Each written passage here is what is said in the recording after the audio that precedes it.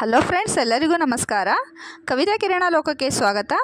ವರ್ಷದ ಪ್ರತಿಯೊಂದು ಏಕಾದಶಿಗೂ ಕೂಡ ತನ್ನದೇ ಆದಂತಹ ಮಹತ್ವವಿದೆ. ಒಂದು ವರ್ಷದಲ್ಲಿ ಒಟ್ಟು 24 ಏಕಾದಶಿಗಳು ಬರುತ್ತವೆ. ಮಾಘ ಮಾಸದ ಕೃಷ್ಣ ಪಕ್ಷದ ಏಕಾದಶಿಯನ್ನು ಷಡ್ತಿಲ ಏಕಾದಶಿ ಅಂತ ಕರೀತಾರೆ. ಈ ದಿನ ಪ್ರತಿಯೊಬ್ಬರು ಕೂಡ ಆಚರಣೆಯನ್ನು ಮಾಡಿದ್ದೀರಿ ಅಲ್ವಾ.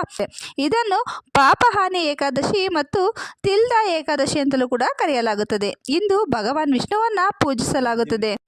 ಈ ದಿನ ಎಳ್ಳಿಗೆ ಬಹಳನೇ ಪ್ರಾಮುಖ್ಯತೆಯನ್ನು ಕೊಡಲಾಗಿದೆ. ಷಡ್ತಿಲ ಏಕಾದಶಿ ಎಂದು ಉಪವಾಸವನ್ನು ಆಚರಣೆಯನ್ನು ಮಾಡುವುದು ಬಹಳನೇ ಮುಖ್ಯ ಅಂತ ಹೇಳ್ತಾರೆ. ಯಾವುದೇ ಒಂದು ಏಕಾದಶಿಗೂ ಕೂಡ ತುಂಬನೇ ಒಂದು ಮಹತ್ವವಿದೆ. ಆ ಏಕಾದಶಿಯ ಸಂಪೂರ್ಣ ಒಂದು ಪೂಜಾ ಫಲವನ್ನು ನಾವು ಪಡ್ಕೋಬೇಕಾದ್ರೆ ಉಪವಾಸವಿದ್ದು ನಾವು ಇಡೀ ದಿನ ನಾವು ವಿಷ್ಣುವನ್ನು ನಾವು ಆರಾಧನೆಯನ್ನು ಮಾಡಬೇಕಾಗುತ್ತೆ ಸ್ನೇಹಿತರೆ. ಈ ಷಡ್ತಿಲ ಏಕಾದಶಿಯಂದು ಇಡೀ ದಿನ ಭಗವಾನ್ ವಿಷ್ಣುವನ್ನು ಪೂಜೆಯನ್ನು ಮಾಡಿ ಜೊತೆಗೆ ಇಡೀ ದಿನ ಉಪವಾಸವನ್ನು ಮಾಡೋದ್ರಿಂದ ನಮಗೆ ಹಲವಾರು ವಿಶೇಷತೆಗಳು ಮತ್ತು ಪುಣ್ಯಫಲಗಳು ಪ್ರಾಪ್ತಿಯಾಗುತ್ತೆ ಅಂತಲೂ ಕೂಡ ಹೇಳಲಾಗಿದೆ ಸ್ನೇಹಿತರೆ. ಆದ್ದರಿಂದ ಈ ದಿನ ವಿಷ್ಣುವನ್ನು ಆರಾಧನೆಯಿಂದ ನಮಗೆ ಸಕಲ ಇಷ್ಟಾರ್ಥಗಳು ಕೂಡ ನೆರವೇರುತ್ತವೆ ಅಂತಲೂ ಕೂಡ ಹೇಳಲಾಗಿದೆ.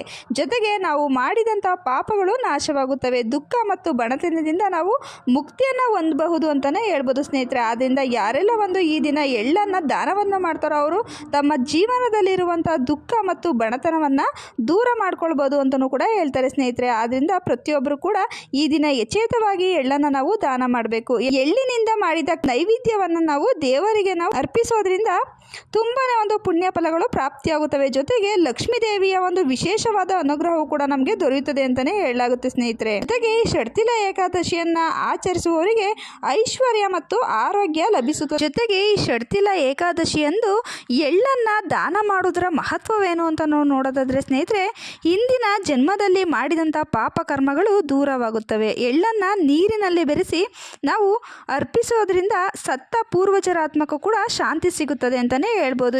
ಈ ದಿನ ಎಳ್ಳನ್ನು ಬಳಸುವುದು ತುಂಬಾನೇ ಉತ್ತಮ. ಜೊತೆಗೆ ನಮ್ಮ ಕೈಲಿ ಎಷ್ಟು ಆಗುತ್ತೋ ಅಷ್ಟರ ಮಟ್ಟಿಗೆ ದಾನವನ್ನು ಮಾಡುವಂಥದ್ದು. ಜೊತೆಗೆ ನೀರಿಗೆ ಎಳ್ಳನ್ನು ಹಾಕಿ ಅದರಿಂದ ನಾವು ಸ್ನಾನವನ್ನು ಮಾಡುವಂಥದ್ದು. ನಾವು ಪ್ರತಿನಿತ್ಯ ಸ್ನಾನ ಮಾಡ್ತಿರ್ತೀವಲ್ವ, ಆ ಸಮಯದಲ್ಲಿ ಸ್ವಲ್ಪ ಎಳ್ಳನ್ನು ನಾವು ಹಾಕಿ ನಾವು ಸ್ನಾನ ಮಾಡೋದ್ರಿಂದ ತುಂಬಾ ಒಳ್ಳೆಯದು. ಜೊತೆಗೆ ಷಡ್ತಿಲ ಏಕಾದಶಿ ಅಂದು ನಾವು ಸ್ನಾನ ಮಾಡುವಂಥ ನೀರಿಗೆ ಸ್ವಲ್ಪ ಎಳ್ಳನ್ನು ಹಾಕಿ ನಾವು ಸ್ನಾನ ಮಾಡೋದ್ರಿಂದ ಹಲವಾರು ಪಾಪಕರ್ಮಗಳು ನಾಶ ಆಗುತ್ತೆ ಅಂತ ಹೇಳಲಾಗುತ್ತೆ. ಜೊತೆಗೆ ಸೂರ್ಯನಿಗೆ ಅರ್ಘ್ಯವನ್ನು ನೀಡುವಂಥ ಸಂದರ್ಭದಲ್ಲೂ ಕೂಡ ನೀರಿಗೆ ಸ್ವಲ್ಪ ಎಳ್ಳನ್ನು ಹಾಕಿ ನಾವು ಸೂರ್ಯನಿಗೆ ಅರ್ಘ್ಯವನ್ನು ನೀಡೋದ್ರಿಂದ ಆರೋಗ್ಯದಲ್ಲಿರುವಂಥ ಸಮಸ್ಯೆಗಳೆಲ್ಲ ನಿವಾರಣೆ ಆಗುತ್ತೆ ಅಂತ ಹೇಳಲಾಗುತ್ತೆ ಸ್ನೇಹಿತರೆ. ಪವಿತ್ರವಾದ ಹವನ ಮತ್ತು ಅಗ್ನಿ ಕಾರ್ಯಗಳಲ್ಲೂ ಸಹ ಎಳ್ಳನ್ನು ನಾವು ಬಳಸಬಹುದು. ಅಂದರೆ ಹೋಮಗಳನ್ನ ಮಾಡ್ತಿರ್ತಾರಲ್ವ, ಆ ಸಮಯದಲ್ಲಿ ನಾವು ಎಳ್ಳನ್ನು ಹಾಕಿದ್ರೆ ತುಂಬಾ ಒಳ್ಳೆಯದು. ಸೂರ್ಯನಿಗೆ ಅರ್ಘ್ಯವನ್ನು ಅರ್ಪಿಸುವುದಾಗಲೂ ಅಷ್ಟೇ ಎಳ್ಳನ್ನು ನೀರಿನಲ್ಲಿ ಬೆರೆಸಿ ಅರ್ಘ್ಯವನ್ನು ನೀಡಬಹುದು. ಈ ದಿನ ಎಳ್ಳನ್ನು ದಾನ ಮಾಡಿ ಮತ್ತು ಎಳ್ಳನ್ನು ಅಡಿಗೆಗಳಲ್ಲಿ ಹಲವಾರು ವಿಧಗಳಲ್ಲಿ ನಾವು ಬಳಸ್ಬೋದು ಸ್ನೇಹಿತರೆ. ಇಂದು ಪುರಾಣಗಳ ಪ್ರಕಾರ ಈ ಏಕಾದಶಿಯನ್ನು ಆಚರಿಸುವವರಿಗೆ ಭಗವಾನ್ ವಿಷ್ಣುವು ಮೋಕ್ಷವನ್ನು ನೀಡುತ್ತಾನೆ ಅಂತ ಹೇಳಲಾಗಿದೆ. ಇನ್ನೊಂದು ತುಂಬಾನೇ ಮುಖ್ಯವಾದ ವಿಚಾರ ಅಂತ ಅಂದರೆ, ಈ ಷಡ್ತಿಲ ಏಕಾದಶಿ ಎಂದೇ ಯಾಕೆ ಈ ಎಳ್ಳಿಗೆ ಇಷ್ಟೊಂದು ಮಹತ್ವವನ್ನು ನಾವು ಕೊಡಲಾಗಿದೆ, ಮತ್ತು ಈ ದಿನ ನಾವು ಎಳ್ಳನ್ನು ಯಾಕೆ ದಾನ ಮಾಡಬೇಕು ಅಂತ ಕೆಲವೊಬ್ಬರಲ್ಲಿ ಸಂಶಯ ಕೂಡ ಮೂಡಿದೆ ಅಲ್ವ ಸ್ನೇಹಿತರೆ.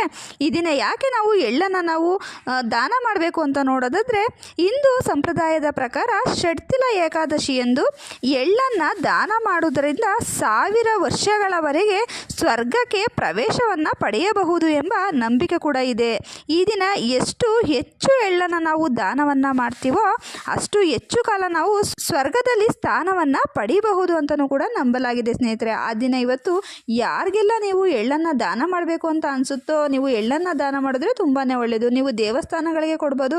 ಅದರಲ್ಲೂ ವಿಶೇಷವಾಗಿ ಶನಿದೇವರ ದೇವಸ್ಥಾನಗಳಿಗೆ ನೀವು ಎಳ್ಳನ್ನು ದಾನವನ್ನು ಮಾಡ್ಬೋದು. ಅಥವಾ ಎಳ್ಳನ್ನು ನೀವು ದಾನ ಮಾಡೋದಕ್ಕೆ ಆಗಲಿಲ್ಲ ಅಂದರೆ ಎಳ್ಳಿನ ಎಣ್ಣೆಯನ್ನು ಕೂಡ ನೀವು ದಾನವನ್ನು ಮಾಡಬಹುದು. ತುಂಬಾ ವಿಶೇಷವಾದ ಫಲಗಳು ನಿಮಗೆ ದೊರೀತವೆ ಸ್ನೇಹಿತರೆ. ಇಡೀ ದಿನ ನಾವು ಈ ಒಂದು ಏಕಾದಶಿಯನ್ನು ಆಚರಣೆಯನ್ನು ಮಾಡಿ ಜೊತೆಗೆ ನಾವು ಉಪವಾಸವನ್ನು ಬಿಡಬೇಕಾಗಿರುವಂಥ ಸಮಯ ಅಂತ ನೋಡಿದ್ರೆ ಅದನ್ನು ಪಾರಾಯಣ ಸಮಯ ಅಂತಲೂ ಕೂಡ ಕರೆಯಲಾಗುತ್ತೆ ಸ್ನೇಹಿತರೆ. ಬೆಳಿಗ್ಗೆ 7 ಗಂಟೆ 6 ನಿಮಿಷದಿಂದ 9 ಗಂಟೆ 18 ನಿಮಿಷದವರೆಗೂ ಕೂಡ ಇರುತ್ತೆ ಸ್ನೇಹಿತರೆ. ಈ ಸಮಯದಲ್ಲಿ ನೀವು ಉಪವಾಸವನ್ನು ಬಿಡಬಹುದು ಸ್ನೇಹಿತರೆ. ಮತ್ತೊಮ್ಮೆ ನೀವು ಸ್ನಾನವನ್ನು ಮಾಡಿ ನೀವು ದೇವರಿಗೆ ಪೂಜೆಯನ್ನು ಅರ್ಪಿಸಿ ನೀವು ದೇವರಿಗೆ ಏನಾದರೂ ಸರಿ ಒಂದು ನೈವೇದ್ಯವನ್ನು ಅರ್ಪಿಸಿ ತದನಂತರದಲ್ಲಿ ನೀವು ಪೂಜೆಯನ್ನು ಮಾಡಿ ಉಪವಾಸವನ್ನು ಬಿಡಬಹುದು. ಇದಕ್ಕೆ ನಾವು ಪಾರಾಯಣ ಅಂತ ಕರಿತೀವಿ ಸ್ನೇಹಿತರೆ. ಯಾರೆಲ್ಲ ಒಂದು ಈ ಷಡ್ತಿಲ ಏಕಾದಶಿಯನ್ನು ಆಚರಣೆ ಮಾಡ್ತಿರೋ ಈ ರೀತಿಯಾಗಿ ಆಚರಣೆಯನ್ನು ಮಾಡಿ ಎಳ್ಳನ್ನು ದಾನ ಮಾಡಿ ಪಾರಾಯಣ ಸಮಯದಲ್ಲಿ ನೀವು ಉಪವಾಸನ ಬಿಡೋದು ಜೀವನದಲ್ಲಿ ಹಲವಾರು ಯೋಗಗಳನ್ನು ತಂದುಕೊಡುತ್ತದೆ ಸ್ನೇಹಿತರೆ. ಇವತ್ತಿನ ಈ ಚಿಕ್ಕ ಮಾಹಿತಿ ನಿಮಗೆಲ್ಲ ಇಷ್ಟ ಆಗಿದ್ದರೆ ಯಾರೆಲ್ಲ ನಮ್ಮ ಚಾನಲ್ನ ಹೊಸ್ದಾಗಿ ನೋಡ್ತಿದ್ದೀರೋ ಪ್ಲೀಸ್ ರಿಕ್ವೆಸ್ಟ್ ಮಾಡ್ತಿದ್ದೀನಿ ಫ್ರೆಂಡ್ಸ್, ನಮ್ಮ ಚಾನಲ್ನ ಸಬ್ಸ್ಕ್ರೈಬ್ ಮಾಡ್ಕೊಂಡು ನೋಡಿ. ಜೊತೆಗೆ ಈ ವಿಡಿಯೋ ಇಷ್ಟ ಆದರೆ ಒಂದು ಲೈಕ್ ಕೊಡೋದನ್ನ ಮರಿಬೇಡಿ. ಮುಂದಿನ ವಿಡಿಯೋಗಳಲ್ಲಿ ಹೆಚ್ಚಿನ ಮಾಹಿತಿಯೊಂದಿಗೆ ಸಿಗೋಣ. ಅಲ್ಲಿವರೆಗೂ ನಮ್ಮ ಚಾನಲ್ಲಿರೋ ಪ್ರತಿಯೊಂದು ಉಪಯುಕ್ತ ಮಾಹಿತಿಗಳನ್ನ ನೋಡ್ತೀರಿ, ಹೀಗೆ ಸಪೋರ್ಟ್ ಮಾಡ್ತೀರಿ. Thank you.